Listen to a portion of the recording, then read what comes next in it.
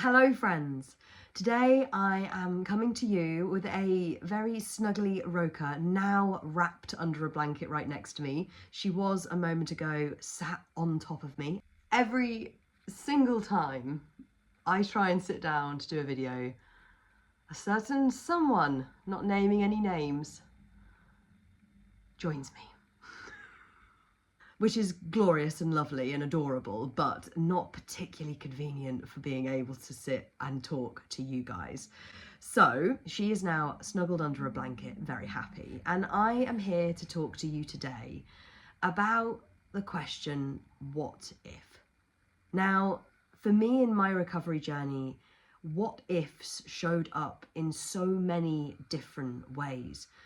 Uncertainty about what lay ahead, uncertainty about whether or not I would be okay or I could cope with what lay ahead. All sorts of different versions and iterations of that same question, what if? And I noticed very much in my journey that a lot of these what ifs tended to be tinged with eating disorder. A while ago now, I wrote a piece about this question of what if, and I shared it on Instagram. But I wanted to come on and share those words with you here because I feel that they talk to a very simple concept of making space for the opposite what if in the face of those eating disorder and fear-tinged what ifs. So I'm going to dive straight in now to sharing with you those words. But what if it works? In my recovery, I struggled a lot with what ifs. They felt visceral and painful and conflicting and real. They were very often driven entirely by disorder and swaddled in fear. But a technique that I found to be really helpful in my journey was to step back and make equal space for the opposite what if. Every time I found myself spiraling down into one of those negative or eating disorder tinged what ifs, I slammed on the psychological brakes and confronted myself with the opposite possibility. And I challenge you to do the same. What if you enjoy the feeling of living in a body that is thriving and content and nourished? What if your extreme hunger normalizes because you stayed committed to honoring it, no matter how extreme or unjustified it felt? What if you forget that encyclopedic knowledge of calories and you live the rest of your life gloriously free from the bullshit that used to dictate your every move and choice? What if you love your recovered tummy? What if you love your recovered legs? What if you love your body in a deeper way than you ever thought possible? What if letting go of your eating disorder identity opens the door to a whole new world of hobbies and interests and passions?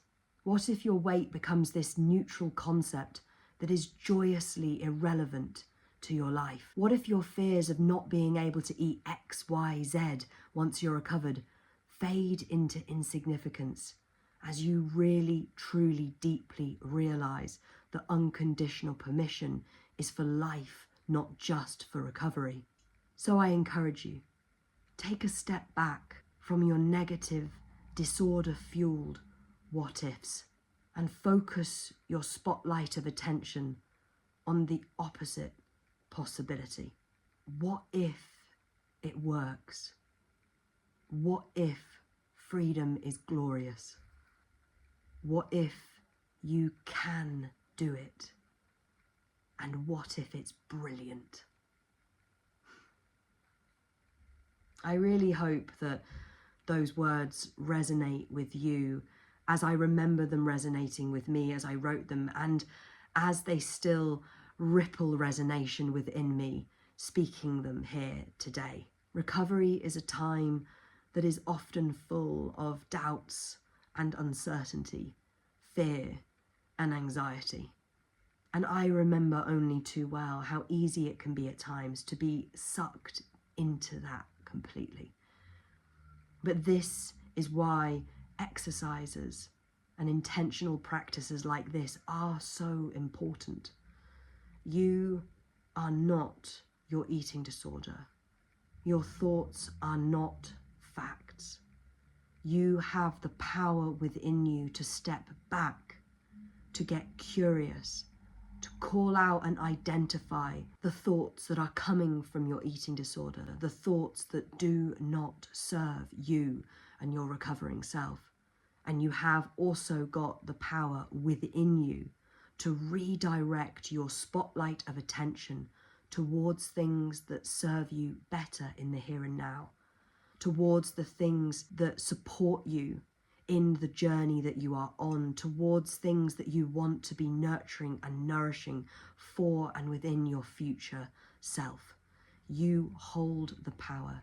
You cannot control the thoughts that are coming up in this moment, but you do have power over where you put your spotlight of attention.